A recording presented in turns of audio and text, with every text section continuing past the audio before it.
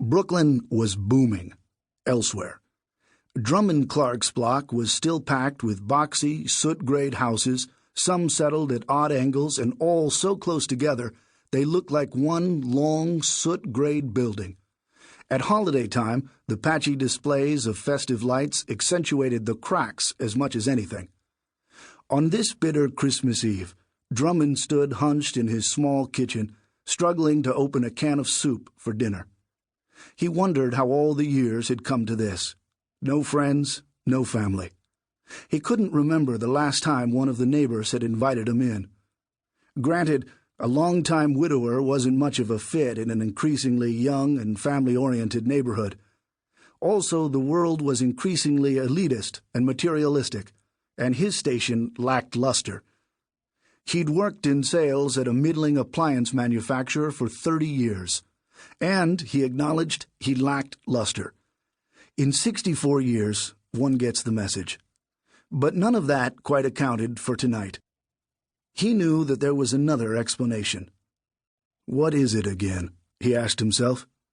At least he got the can open. A cylinder of chicken and stars slid out and plopped into the pot.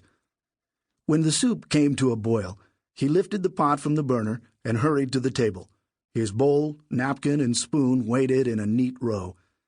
He bypassed the table and emptied the soup into a waist-high plastic fern by the side door. An electronic sputter burst over the pair of miniature speakers in the attic 3 doors up the block. The tenants were 4 young men who claimed to be Brooklyn Polytechnic grad students. The one who went by Pittman didn't know what to make of the noise.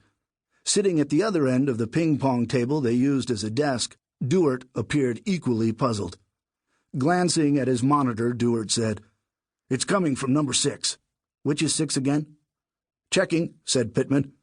He passcoded his way into the roster of electronic surveillance devices. Probably one of the fiber-freaking ops. The fiber optical microphones were famously temperamental, with polymer lithium batteries that needed changing every 9 days, best case.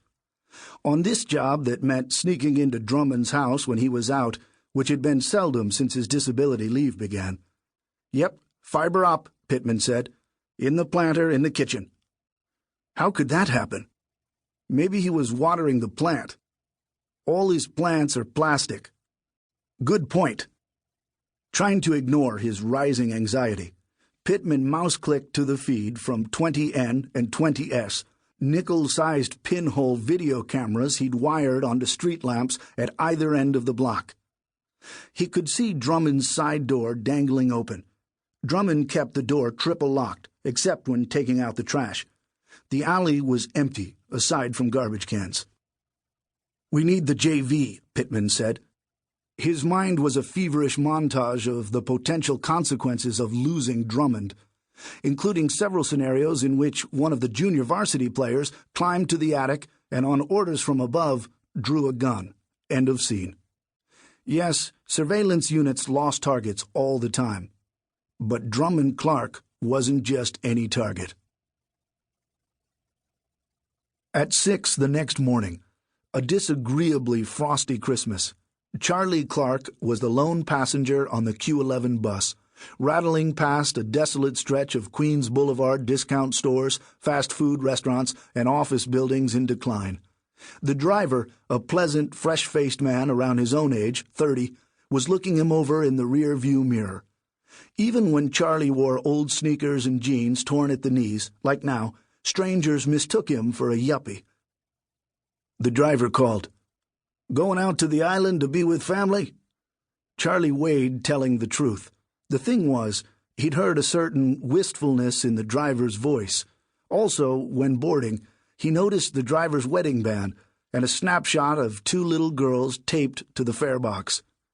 Charlie figured that the guy had had to pry himself away from the warm bosom of his family to spend Christmas breathing diesel fumes.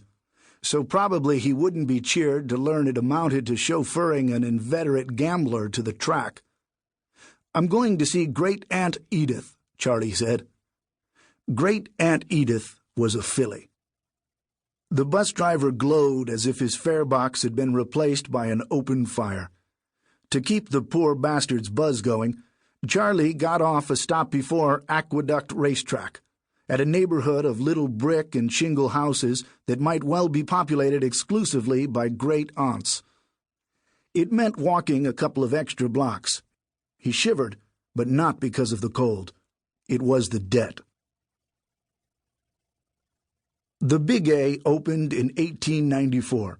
Many horse players called it the Big H for heaven, especially on sunny days when the breeze lofted an aromatic blend of hay, freshly mowed grass, and horses into the sweeping grandstand.